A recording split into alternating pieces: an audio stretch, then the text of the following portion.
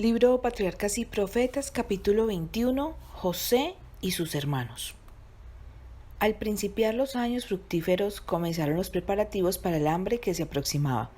Bajo la dirección de José, se construyeron inmensos graneros en los lugares principales de todo Egipto, y se hicieron amplios preparativos para conservar el excedente de la esperada cosecha.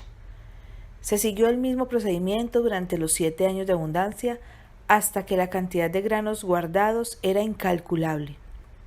Y luego, de acuerdo con la predicción de José, comenzaron los 7 años de escasez, y hubo hambre en todos los países, mas en toda la tierra de Egipto había pan.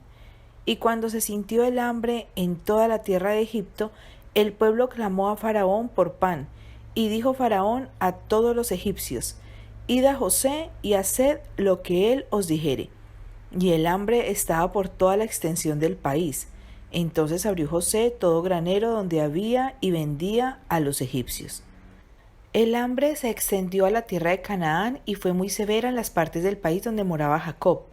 Habiendo oído hablar de la abundante provisión hecha por el rey de Egipto, 10 de los hijos de Jacob se trasladaron allá para comprar granos. Al llegar, los llevaron a ver al virrey, y juntamente con otros solicitantes se presentaron ante el gobernador de la tierra, e inclináronse a él rostro por tierra. José, pues, conoció a sus hermanos, pero ellos no le conocieron. Su nombre hebreo había sido cambiado por el que le había puesto el rey, y había muy poca semejanza entre el primer ministro de Egipto y el mancebo a quien ellos habían vendido a los ismaelitas. Al ver a sus hermanos inclinándose y saludándole con reverencias, José recordó sus sueños y las escenas del pasado se presentaron vivamente ante él. Su mirada penetrante, al examinar el grupo, descubrió que Benjamín no estaba entre ellos. ¿Habría sido él también víctima de la traicionera crueldad de aquellos hombres rudos? Decidió averiguar la verdad. «Espías sois», les dijo severamente. «Por ver lo descubierto del país habéis venido». Contestaron ellos: «No, señor mío, mas tus siervos han venido a comprar alimentos.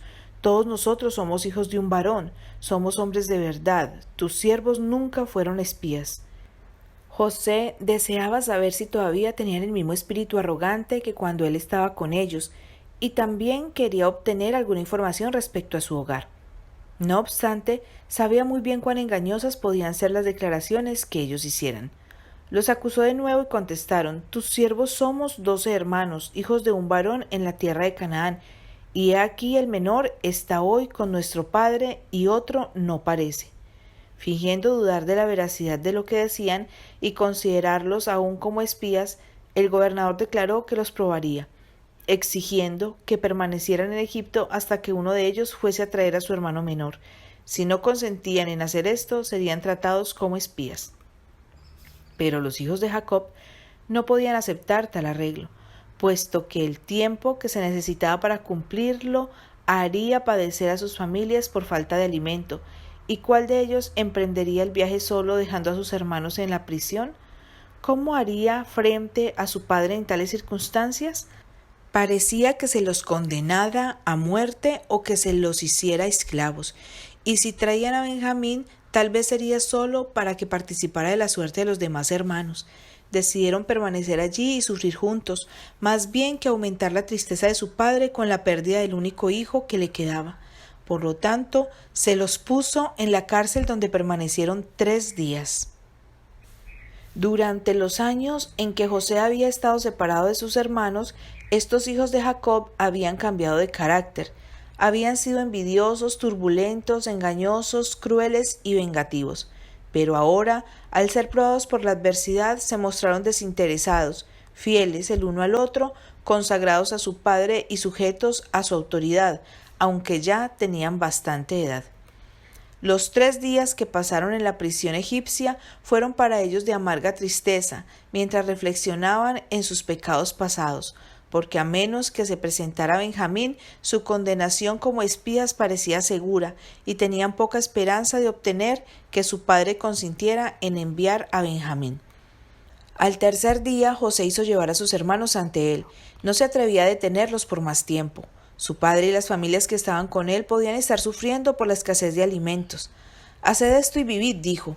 Yo temo a Dios. Si sois hombres de verdad, quede preso en la casa de vuestra cárcel uno de vuestros hermanos, y vosotros id, llevad el alimento para el hambre de vuestra casa. Pero habéis de traerme a vuestro hermano menor, y serán verificadas vuestras palabras, y no moriréis. Ellos convinieron en aceptar esta propuesta, aunque expresando poca esperanza de que su padre permitiera a Benjamín volver con ellos. José se había comunicado con ellos mediante un intérprete, y sin sospechar que el gobernador los comprendía, conversaron libremente el uno con el otro en su presencia. Se acusaron mutuamente de cómo habían tratado a José. Verdaderamente hemos pecado contra nuestro hermano, que vimos la angustia de su alma cuando nos rogaba y no le oímos. Por eso ha venido sobre nosotros esta angustia. Rubén, que había querido librarlo en Dotán, agregó: ¿No os hablé yo y dije, no pequéis contra el mozo, y no escuchasteis?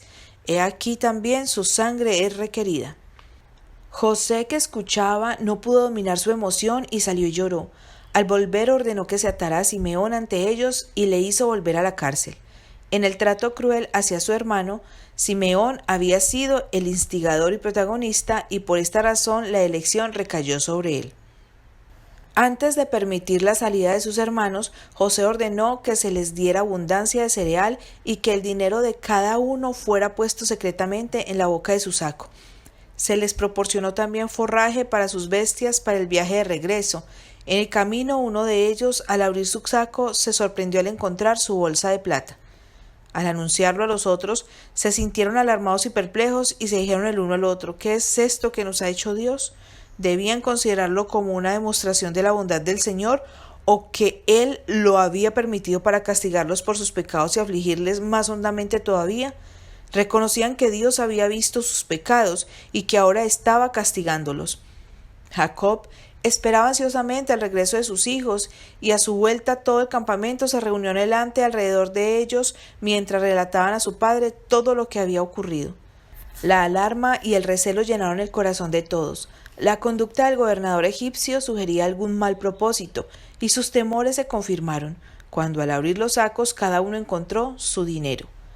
En su angustia, el anciano padre exclamó: «Habéisme privado de mis hijos. José no parece, ni Simeón tampoco, y a Benjamín le llevaréis. Contra mí son todas estas cosas». Rubén respondió: «Harás morir a mis dos hijos si no te lo volviere.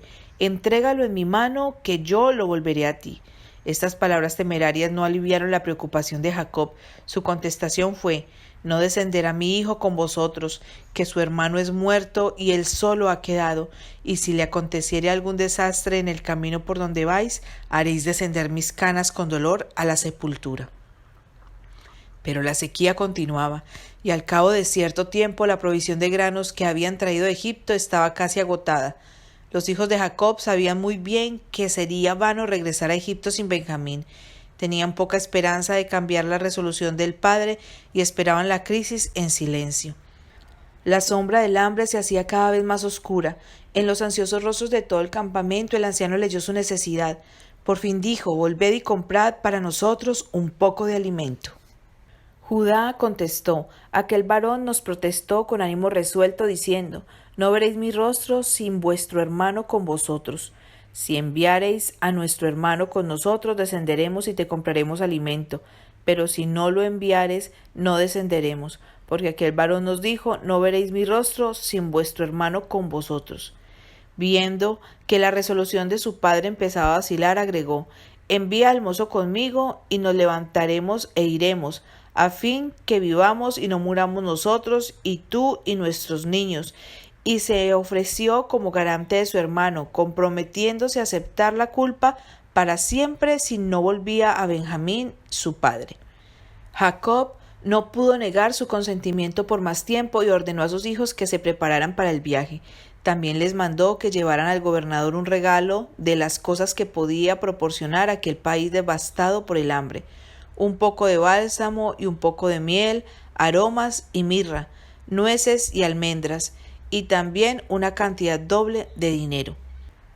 «Tomad también a vuestro hermano y levantaos y volved a aquel varón». Cuando sus hijos se disponían a emprender su incierto viaje, el anciano padre se puso de pie y, levantando los brazos al cielo, pronunció esta oración: El Dios omnipotente os dé misericordias delante de aquel varón, y os suelte al otro vuestro hermano, y a este Benjamín, y si he de ser privado de mis hijos, séalo. Otra vez viajaron a Egipto y se presentaron ante José. Cuando los ojos de éste vieron a Benjamín, el hijo de su propia madre, se conmovió mucho. Sin embargo, ocultó su emoción y ordenó que los llevaran a su casa e hicieran preparativos para que comieran con él. Al ser llevados al palacio del gobernador, los hermanos se alarmaron grandemente, temiendo que se los llamase a cuenta por el dinero encontrado en los sacos. Creyeron que pudiera haberse puesto allí intencionalmente con el fin de tener una excusa para convertirlos en esclavos. En su angustia consultaron al mayordomo de la casa y le explicaron las circunstancias de su visita a Egipto, y en prueba de su inocencia le informaron que habían traído de vuelta el dinero encontrado en los sacos, y también más dinero para comprar alimentos, y agregaron: «No sabemos quién haya puesto nuestro dinero en nuestros costales». El hombre contestó: «Paz a vosotros, no temáis. Vuestro Dios y el Dios de vuestro padre os dio el tesoro en vuestros costales. Vuestro dinero vino a mí». Su ansiedad se alivió, y cuando se les unió Simeón, que había sido libertado de su prisión, creyeron que Dios era realmente misericordioso con ellos. Cuando el gobernador volvió a verlos, le presentaron sus regalos y humildemente inclináronse a él a tierra. José recordó nuevamente sus sueños y después de saludar a sus huéspedes, se apresuró a preguntarles: «¿Vuestro padre, el anciano que dijisteis, lo pasa bien? ¿Vive todavía?» «Bien va a tu siervo, nuestro padre aún vive», fue la respuesta mientras se inclinaban reverentemente otra vez. Entonces sus ojos se fijaron en Benjamín y dijo: «¿Es este vuestro hermano menor de quien me hablasteis? Dios tenga misericordia de ti, hijo mío». Pero abrumado por sus sentimientos de ternura, no pudo decir más. Entróse en su cámara y lloró allí. Después de recobrar su dominio propio, volvió y todos procedieron al festín. De acuerdo con las leyes de casta, a los egipcios se les prohibía comer con gente de cualquier otra nación. A los hijos de Jacob, por lo tanto, se les asignó una mesa separada, mientras que el gobernador, debido a su alta jerarquía, comía solo, y los egipcios también comían en mesas aparte. Cuando todos estaban sentados, los hermanos se sorprendieron al ver que estaban dispuestos en orden exacto, conforme a sus edades, y él tomó viandas delante de sí para ellos, mas la porción de Benjamín era 5 veces como cualquiera de la de ellos. Mediante esta demostración de favor en beneficio de Benjamín, José esperaba averiguar si sentían hacia el hermano menor la envidia y el odio que le habían manifestado a él.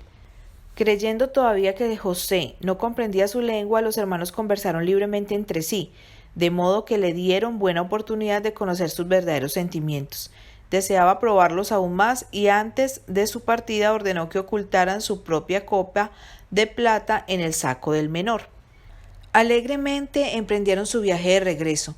Simeón y Benjamín iban con ellos. Sus animales iban cargados de cereales y todos creían que habían escapado felizmente de los peligros que parecieron circundarlos. Pero apenas habían llegado a las afueras de la ciudad cuando fueron alcanzados por el mayordomo del gobernador, quien les hizo la hiriente pregunta: «¿Por qué habéis vuelto mal por bien? ¿No es esta la copa en la que bebe mi señor y por medio de la cual él suele adivinar? Habéis hecho mal en lo que hicisteis». Se suponía que esa copa poseía la virtud de descubrir cualquier sustancia venenosa que se pusiese en ella. En aquel entonces las copas de esta clase eran altamente apreciadas como una protección contra el envenenamiento. A la acusación del mayordomo los viajeros contestaron: «¿Por qué dice mi señor tales cosas? Nunca tal hagan tus siervos. He aquí el dinero que hallamos en la boca de nuestros costales, te lo volvimos a traer desde la tierra de Canaán. ¿Cómo pues habíamos de hurtar de casa de tu señor plata ni oro? Aquel de tus siervos en quien fuere hallada la copa, que muera, y aún nosotros seremos siervos de mi señor». «También ahora sea conforme a vuestras palabras», dijo el mayordomo. «Aquel en quien se hallare será mi siervo, y vosotros seréis sin culpas». Enseguida principió la búsqueda. Ellos entonces se dieron prisa y derribando cada uno su costal en tierra, abrió cada cual el costal suyo, y el mayordomo los examinó a todos. Comenzando con Rubén, siguió en orden hasta llegar al menor. La copa se encontró en el saco de Benjamín. Los hermanos desgarraron su ropa en señal de profundo dolor y regresaron lentamente a la ciudad. De acuerdo con su propia promesa, Benjamín estaba condenado a una vida de esclavitud. Siguieron al mayordomo hasta el palacio y, encontrando al gobernador todavía allí, se postraron ante él. «¿Qué obra es esta que habéis hecho?», dijo. «¿No sabéis que un hombre como yo sabe adivinar?». José se proponía obtener de ellos un reconocimiento de su pecado. Jamás había pretendido poseer el poder de adivinar, pero quería hacerles creer que podía leer los secretos de su vida. Judá contestó: «¿Qué diremos a mi señor? ¿Qué hablaremos? ¿O con qué nos justificaremos? Dios ha hallado la maldad de tus siervos. He aquí, nosotros somos siervos de mi señor, nosotros y también aquel en cuyo poder fue hallada la copa». «Nunca yo tal haga», fue la respuesta. «Al varón en cuyo poder fue hallada la copa, él será mi siervo. Vosotros id en paz a vuestro padre». En su profundo dolor, Judá se acercó al gobernador y exclamó: «Ay, señor mío, ruégote que hable tu siervo una palabra en oídos de mi señor, y no se encienda tu enojo contra tu siervo, pues que tú eres como Faraón». Con palabras de conmovedora elocuencia describió el profundo pesar de su padre por la pérdida de José y su aversión a permitir que Benjamín fuese con ellos a Egipto, pues era el único hijo que le quedaba de su madre Raquel, a quien Jacob había amado tan tiernamente. «Ahora pues», dijo él, «cuando llegare yo a tu siervo mi padre, y el mozo no fuere conmigo, como su alma está ligada al alma de él, sucederá que cuando no vea al mozo morirá. Y tus siervos harán descender las canas de tu siervo nuestro padre con dolor a la sepultura. Como tu siervo salió por fiador del mozo con mi padre, diciendo: si no te lo volviere, entonces yo seré culpable para mi padre todos los días, ruégote, por tanto, que quede ahora tu siervo por el mozo por siervo de mi señor, y que el mozo vaya con sus hermanos, porque ¿cómo iré yo a mi padre sin el mozo? No podré, por no ver el mal que sobrevendrá a mi padre». José estaba satisfecho. Había visto en sus hermanos los frutos del verdadero arrepentimiento.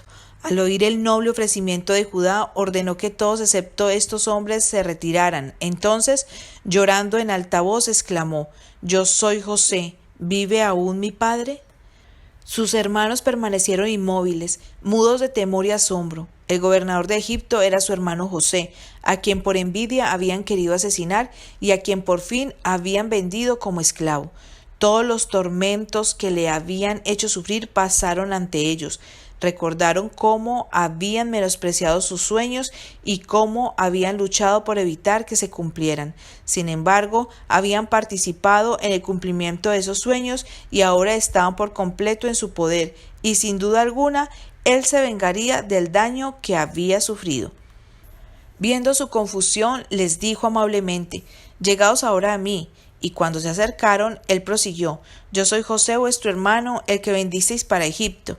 Ahora pues no os entristezcáis, ni os pese de haberme vendido acá, que para preservación de vida me envió Dios delante de vosotros».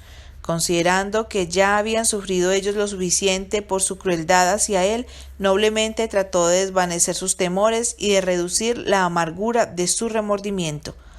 «Que ya ha habido 2 años de hambre en medio de la tierra», continuó José, «y aún quedan 5 años en que ni habrá arada ni siega. Y Dios me envió delante de vosotros para que vosotros quedaseis en la tierra y para daros vida por medio de grande salvamento. Así pues, no me enviasteis vosotros acá, sino Dios, que me ha puesto por padre de Faraón, y por señor de toda su casa, y por gobernador en toda la tierra de Egipto. Daos prisa, id a mi padre y decidle: así dice tu hijo José, Dios me ha puesto por señor de todo Egipto. Ven a mí, no te detengas, y habitarás en la tierra de Gosén, y estarás cerca de mí, tú y tus hijos, y los hijos de tus hijos, tus ganados y tus vacas, y todo lo que tienes. Y allí te alimentaré, pues aún quedan 5 años de hambre, porque no perezcas de pobreza tú y tu casa y todo lo que tienes. Y he aquí vuestros ojos ven y los ojos de mi hermano Benjamín, que mi boca os habla». Y echóse sobre el cuello de Benjamín su hermano y lloró. Y también Benjamín lloró sobre su cuello, y besó a todos sus hermanos y lloró sobre ellos. y después sus hermanos hablaron con él, confesaron humildemente su pecado y le pidieron perdón. Durante mucho tiempo habían sufrido ansiedad y remordimiento, y ahora se regocijaron de que José estuviera vivo. La noticia de lo que había ocurrido llegó pronto a oídos del rey, quien, anheloso de manifestar su gratitud a José, confirmó la invitación del gobernador a su familia diciendo: «El bien de la tierra de Egipto será vuestro». Los hermanos de José fueron enviados con gran provisión de alimentos y carruajes y todo lo necesario para trasladar a Egipto a todas sus familias y las personas que dependían de ellas. José hizo regalos más valiosos a Benjamín que a los otros hermanos. Luego, temiendo que sobrevinieran disputas entre ellos durante el viaje de regreso, cuando estaban por partir, les dio el encargo: «No riñáis por el camino». Los hijos de Jacob volvieron a su padre con la grata noticia: José vivía aún, y él es señor en toda la tierra de Egipto. Al principio el anciano se sintió abrumado, no podía creer lo que oía, pero al ver la larga caravana de carros y animales cargados y a Benjamín otra vez con él, se convenció y en la plenitud de su regocijo exclamó: «Basta, José mi hijo vive todavía, iré y le veré antes que yo muera». Quedaba otro acto de humillación para los 10 hermanos. Confesaron a su padre el engaño y la crueldad que durante tantos años habían amargado la vida de él y la de ellos. Jacob no los había creído capaces de tan vil pecado, pero vio que todo había sido dirigido para bien y perdonó y bendijo a sus descarriados hijos. Muy pronto el padre y los hijos, con sus familias, sus rebaños y manadas y muchos asistentes, se pusieron en camino a Egipto. Viajaron con corazón regocijado y cuando llegaron a Beerseba, el patriarca ofreció sacrificios de agradecimiento e imploró al Señor que les otorgase una garantía de que iría con ellos. En una visión nocturna recibió la divina palabra: «No temas de descender a Egipto, porque yo te pondré allí en grande gente. Yo descenderé contigo a Egipto y yo también te haré volver». La promesa «no temas de descender a Egipto porque yo te pondré allí en grande gente» era muy significativa. Se había prometido que su posteridad sería tan numerosa como las estrellas, pero hasta entonces el pueblo elegido había aumentado lentamente, y la tierra de Canaán no ofrecía en ese tiempo campo propicio para el desarrollo de la nación que se había predicho. Estaba en posesión de tribus paganas poderosas que no habrían de ser desalojadas hasta la 4ª generación. De haber quedado allí para convertirse en un pueblo numeroso, los descendientes de Israel hubiesen tenido que expulsar a los habitantes de la tierra o dispersarse entre ellos. Conforme a la disposición divina, no podían hacerlo primero, y si se mezclaban con los cananeos, se expondrían a ser seducidos por la idolatría. Egipto, sin embargo, ofrecía las condiciones necesarias para el cumplimiento del propósito divino.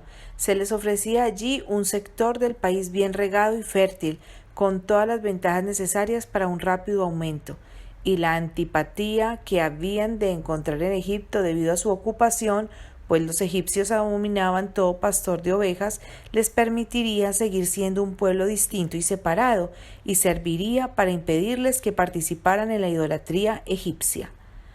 Al llegar a Egipto, la compañía se dirigió a la tierra de Gosén. Allí fue José en su carro oficial, acompañado de un séquito principesco. Olvidó el esplendor de su ambiente y la dignidad de su posición. Un solo pensamiento llenaba su mente, un anhelo conmovía su corazón.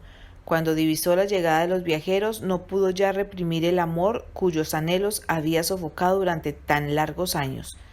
Saltó de su carro y corrió a dar la bienvenida a su padre. Echóse sobre su cuello y lloró sobre su cuello bastante. Entonces Israel dijo a José: «Muera yo ahora, ya que he visto tu rostro, pues aún vives».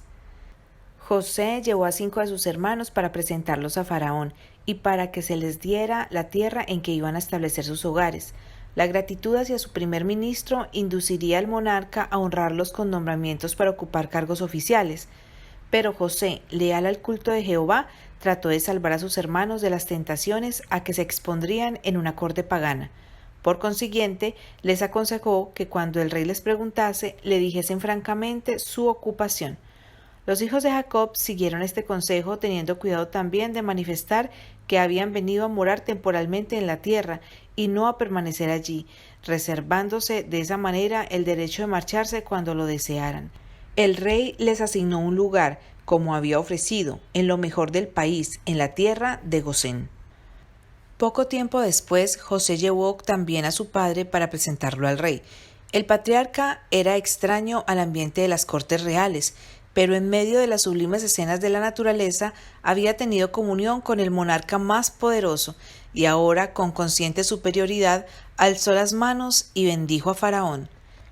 En su primer saludo a José, Jacob habló como si con esta conclusión jubilosa de su largo dolor y ansiedad estuviese listo para morir, pero todavía se le otorgaron 17 años en el quieto retiro de Gosén. Estos años fueron un feliz contraste con los que los habían precedido. Jacob vio en sus hijos evidencias de un verdadero arrepentimiento. Vio a su familia rodeada de todas las condiciones necesarias para convertirse en una gran nación, y su fe se afirmó en la segura promesa de su futuro establecimiento en Canaán. Él mismo estaba rodeado de todas las demostraciones de amor y favor que el primer ministro de Egipto podía dispensar, y feliz en la compañía de su hijo por tanto tiempo perdido, descendió quieta y apaciblemente al sepulcro. Cuando sintió que se aproximaba la muerte, mandó llamar a José, aferrándose siempre con firmeza a la promesa de Dios referente a la posesión de Canaán, dijo: «Ruégote que no me entierres en Egipto, mas cuando durmiere con mis padres, llevarme has de Egipto y me sepultarás en el sepulcro de ellos». José prometió hacerlo, pero Jacob no estaba satisfecho con esto. Le pidió que le jurara solemnemente que le enterraría junto a sus padres en la cueva de Macpela.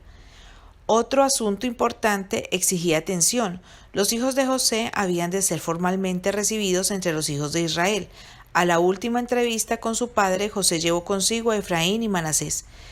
Estos jóvenes estaban ligados por parte de su madre a la orden más alta del sacerdocio egipcio, y si ellos eligieran unirse a los egipcios, la posición de su padre les abriría el camino a la opulencia y la distinción. Pero José deseaba que ellos se unieran a su propio pueblo.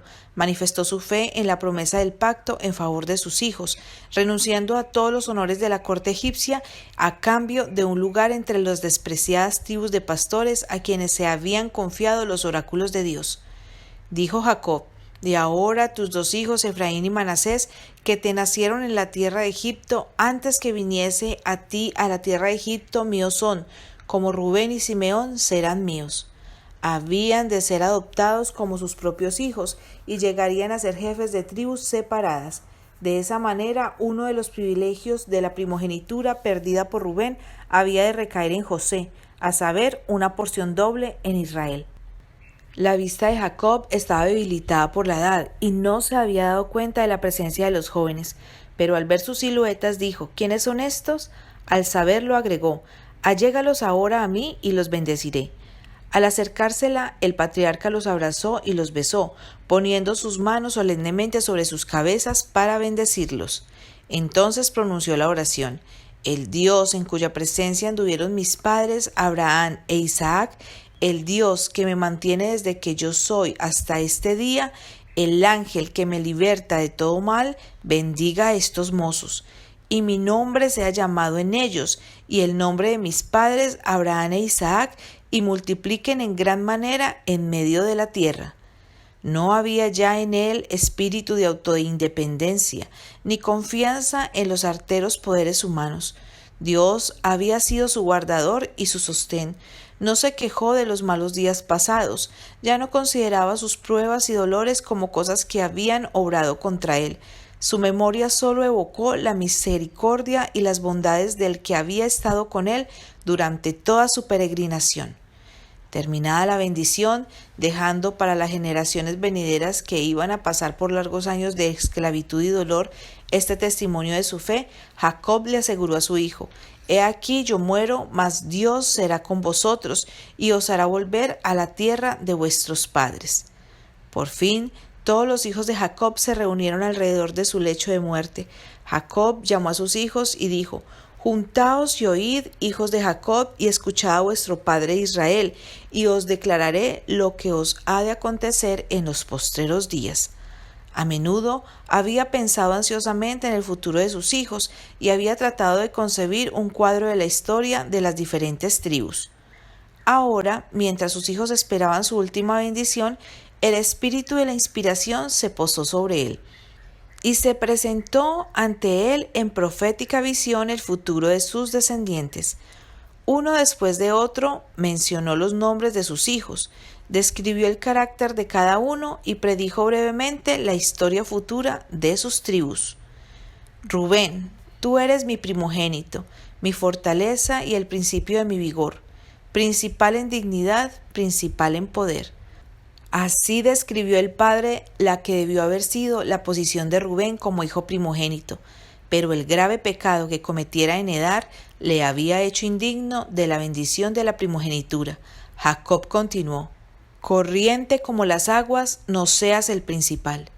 El sacerdocio fue otorgado a Leví, el reino y la promesa mesiánica a Judá, y la doble porción de la herencia a José. Nunca ascendió la tribu de Rubén a una posición eminente en Israel. No fue tan numerosa como la de Judá, la de José o la de Dan, y se contó entre las primeras que fueron llevadas en cautiverio. Simeón y Leví seguían en edad a Rubén. Ambos se habían unido en su crueldad contra los siquemitas, y también habían sido los más culpables en la venta de José. Acerca de ellos se declaró: yo los apartaré en Jacob y los esparciré en Israel. Cuando se hizo el censo de Israel, poco antes de su entrada en Canaán, la tribu de Simeón resultó la más pequeña. Moisés, en su última bendición, no aludió a Simeón.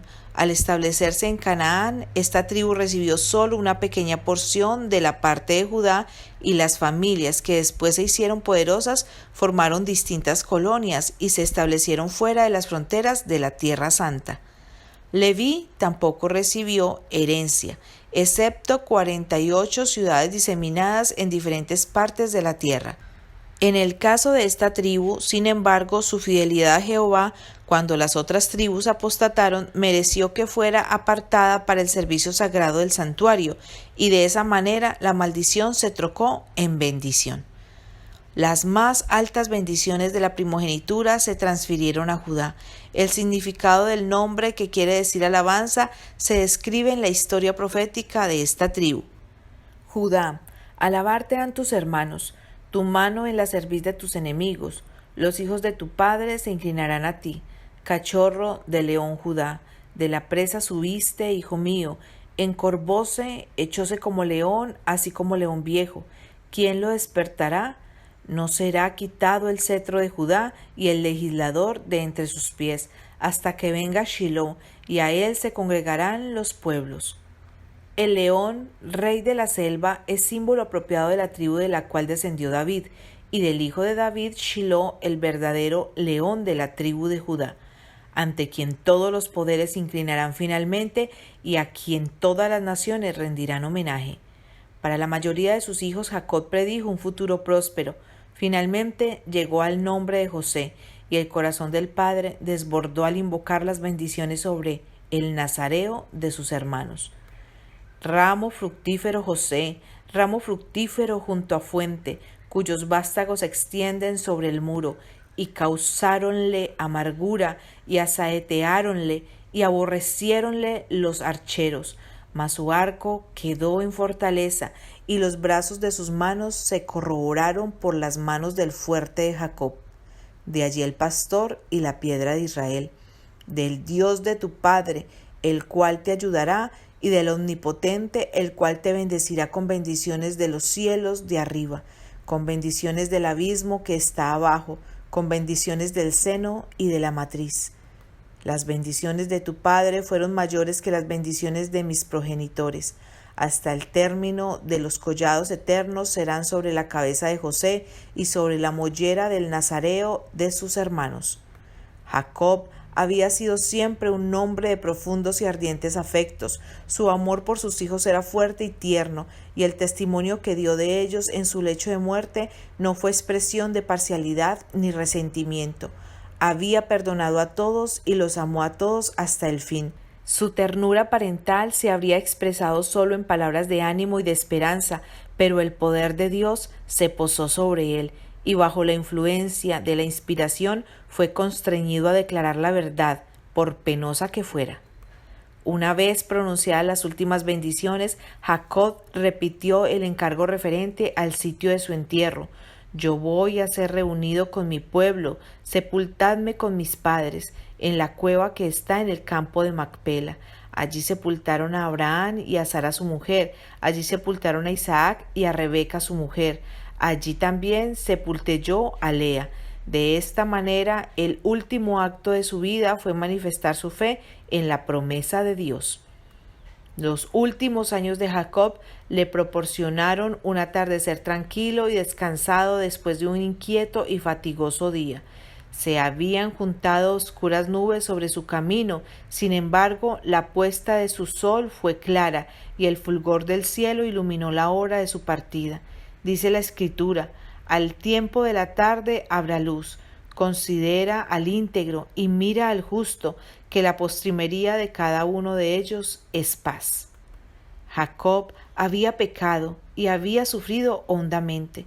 Había tenido que pasar muchos años de trabajo, cuidado y dolor desde el día en que su gran pecado le obligó a huir de las tiendas de su padre. Había sido fugitivo sin hogar, separado de su madre, a quien nunca volvió a ver. Trabajó 7 años por la que amó, solo para ser vilmente defraudado. Trabajó 20 años al servicio de un pariente codicioso y rapaz. Vio aumentar su riqueza y crecer a sus hijos en su derredor, pero halló poco regocijo en su contenciosa y dividida familia. Se sintió dolorido por la vergüenza de su hija, por la venganza de los hermanos de ésta, por la muerte de Raquel, por el monstruoso delito de Rubén, por el pecado de Judá, por el cruel engaño y la malicia perpetrada en José. Cuán negra y larga es la lista de iniquidades expuestas a la vista. Vez tras vez había cosechado el fruto de aquella primera mala acción. Vez tras vez vio repetidos entre sus hijos los pecados de los cuales él mismo había sido culpable. Pero aunque la disciplina había sido amarga, había cumplido su obra. El castigo, aunque doloroso, había producido el fruto apacible de justicia. La inspiración registra fielmente las faltas de los hombres buenos que fueron distinguidos por el favor de Dios. En realidad, sus defectos resaltaban más que sus virtudes. Muchos se han preguntado el porqué de esto, y ha sido motivo de que el infiel se burle de la Biblia. Pero una de las evidencias más poderosas de la veracidad de la Escritura consiste en que ella no hermosea las acciones de sus personajes principales, ni tampoco oculta sus pecados. Las mentes de los hombres están tan sujetas a prejuicios que no es posible que la historia humana sea absolutamente imparcial. Si la Biblia hubiera sido escrita por personas no inspiradas, habría presentado indudablemente el carácter de sus hombres distinguidos bajo un aspecto más favorable, pero tal como es, nos proporciona un relato correcto de sus vidas. Los hombres a quienes Dios favoreció y a quienes confió grandes responsabilidades fueron a veces vencidos por la tentación y cometieron pecados. Tal como nosotros, hoy luchamos, vacilamos y frecuentemente caemos en el error. Sus vidas, con todos sus defectos y extravíos, están ante nosotros para que nos sirvan de aliento y amonestación. Si se los hubiera presentado como personas intachables, nosotros, con nuestra naturaleza pecaminosa, podríamos desesperar por nuestros errores y fracasos. Pero viendo cómo lucharon otros con desalientos como los nuestros, cómo cayeron en la tentación como nos ha ocurrido a nosotros y cómo sin embargo se reanimaron y llegaron a triunfar mediante la gracia de Dios, nos sentimos alentados en nuestra lucha por la justicia. Así como ellos, aunque vencidos algunas veces, recuperaron lo perdido y fueron bendecidos por Dios, también nosotros podemos ser vencedores mediante el poder de Jesús. Por otro lado, la narración de sus vidas puede servirnos de amonestación. Muestra que de ninguna manera justifica a Dios al culpable. Ve el pecado que haya en aquellos a quienes más favoreció y lo castiga en ellos aún más severamente que en los que tienen menos luz y responsabilidad. Después del entierro de Jacob, el temor se volvió a apoderar del corazón de los hermanos de José. No obstante la bondad de éste hacia ellos, la conciencia culpable los hizo desconfiados y suspicaces. Tal vez José había postergado su venganza por consideración a su padre, y ahora les impondría el largamente aplazado castigo por su crimen. No se atrevieron a comparecer personalmente ante él, sino que le enviaron un mensaje. Tu padre mandó antes de su muerte diciendo, así diréis a José, ruégote que perdones ahora la maldad de tus hermanos y su pecado, porque mal te trataron.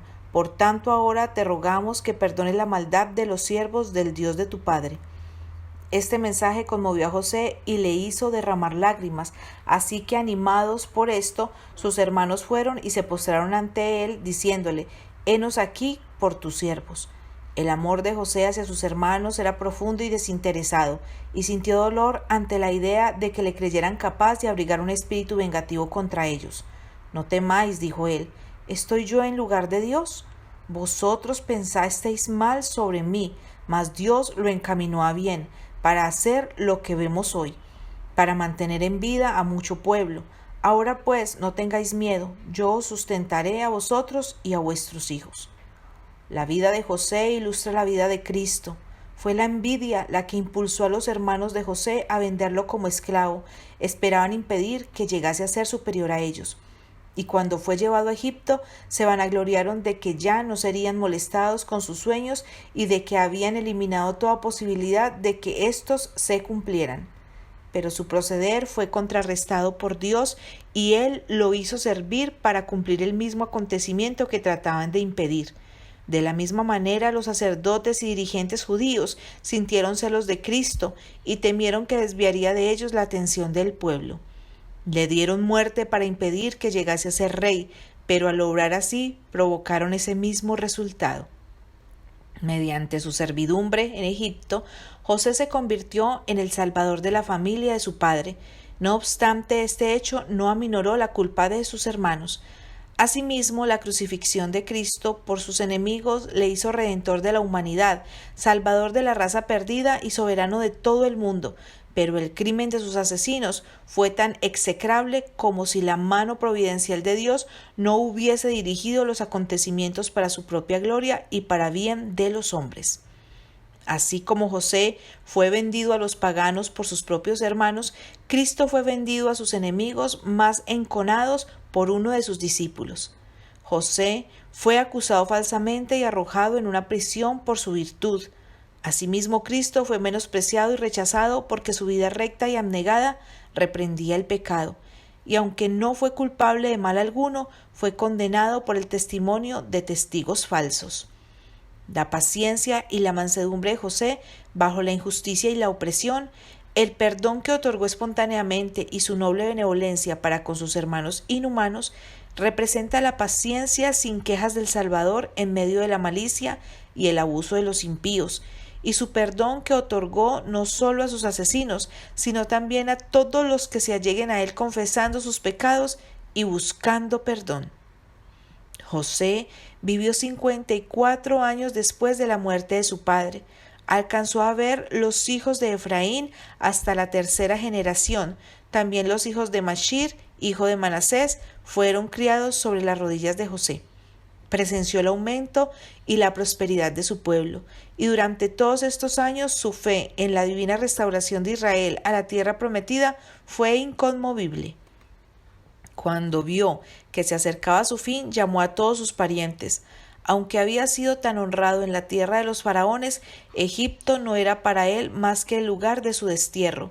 Lo último que hizo fue indicar que había echado su suerte con Israel. Sus últimas palabras fueron: Dios ciertamente os visitará y os hará subir de aquesta tierra a la tierra que juró a Abraham, a Isaac y a Jacob, e hizo jurar solemnemente a los hijos de Israel que llevaran sus huesos consigo a la tierra de Canaán. Y murió José de edad de 110 años, y embalsamáronlo y fue puesto en un ataúd en Egipto. A través de los siglos de trabajo que siguieron, aquel ataúd, recuerdo de las postreras palabras de José, daba testimonio a Israel de que ellos eran solo peregrinos en Egipto, y les ordenaba que cifraran sus esperanzas en la tierra prometida, pues el tiempo de la liberación llegaría con toda seguridad.